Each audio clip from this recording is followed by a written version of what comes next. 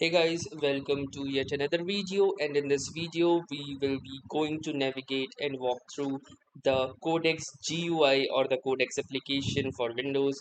We're going to understand its flows, different functions and other operations that we can perform using the same. So here I am currently in my Codex application or the Codex GUI, and the first page when you log in after setting up the codex is this. So this is an interface which resembles a lot like the original chat GPT interface. You have your chat bars right here. You can set up agent sandbox from here. You have your permissions, the reviewing permissions from here. You have the model selection from this particular tab and more such things that we are going to navigate.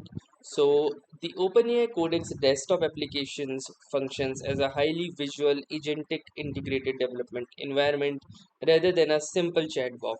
So it provides developers with a dedicated multi-pane dashboard designed to orchestrate agentic coding tasks across complex local code bases. So in this particular layout, you can see that this is the project sidebar. So if you click onto this, you can access all of the projects. You have the threads and sessions. I will show you the built-in terminal and the code review panel as well.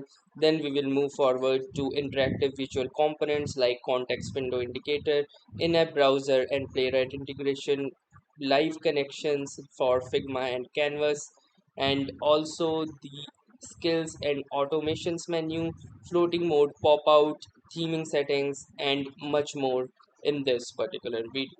So starting with the sidebar over the left hand side, we have different buttons like the new chat, using which you can start a new chat, and the shortcuts are also mentioned over the right hand side. You can search for any particular slang or words that you have used in any of the chats using this search option. In case you have lost anything, you have the plugins options right here, automations script, the project option right here. To create a project, you can simply click onto this, and from here you can either start from scratch or use any existing put folder to make it as a project, just like we do in VS Code and other IDEs. Now, apart from the left hand side, you can see all of the chats that will be listed right here, just like in ChatGPT. We have the file option here, so from here you can start a new chat, a new window, close this chat, open a folder, go to settings, log out or exit. We have the edit option, using which you can perform all of these functions. You have the view option, like you can toggle the sidebar, you can toggle the integrated terminal, for which the shortcut is Control plus J, and here you can see this is the integrated terminal that I talked about. Apart from that, we have the Windows options to minimize, zoom, close, and the help options to see or review the documentation, commands, skills, MCPs, or any basic troubleshooting guides and keyboard shortcuts as well, which you can see right here.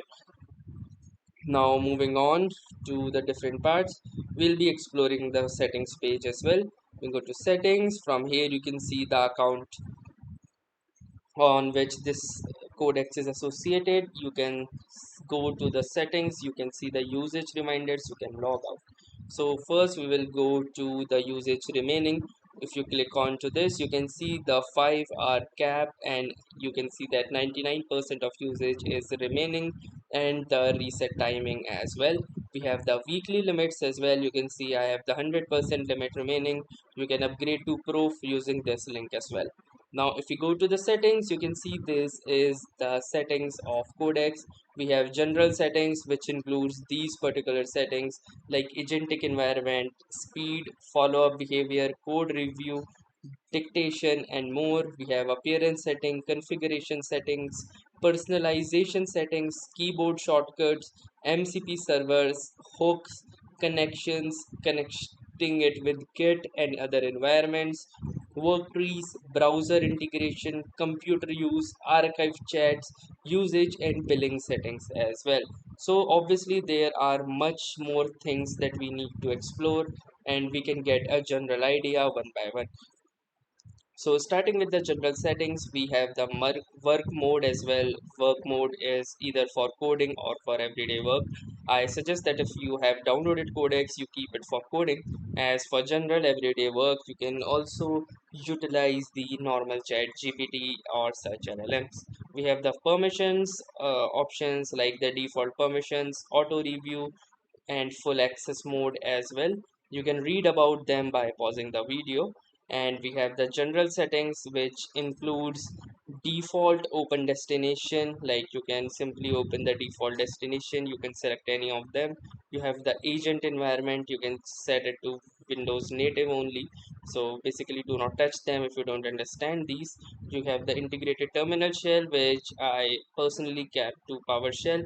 You have the language auto detection speed as well, using which you can choose the interface tier used across chat, subagent, and compaction as well. So you can also keep it to fast, but it will increase your usage. You have follow-up behavior, code reviews, suggestion prompts, and import work from other AI apps. So if you wish to import that, you can use this option. You have the pop-out window, default to projections chat, dictations, and notification settings within the general settings. Then there is also the appearance setting, using which you can change the appearance of your codex. So especially this includes the system setting, light and dark, and you can further refine them just like you do in any code editor. Now there are the configuration settings, which includes approval policy and sandbox as well. We'll be going to make detailed videos on these as well. We have the personalization option, which will also be covered in a further detailed video. This basically gives your AI a more personalized touch so that it keeps the personal context and memories. We have the keyboard shortcuts, all of them are listed right here, so it helps you go speed run your projects. We have the MCP servers, on which we will be giving a separate detailed video, along with hooks, connections, git, and environment and work trees as well. Browser, on the other hand, includes these different types of settings, which includes codex control, the built-in browser, which is more like the Claude Code extension, the Claude extension for Chrome, or also known as Claude in Chrome. We have computer use, archive chats, and usage and billing, which you can see right here, which is pretty obvious. So that was it about this particular video. Thanks for watching and have a nice day. If you like this video, do make sure to subscribe our channel as well for more such exciting and helpful AI related content. Thanks for watching again. Have an auspicious day.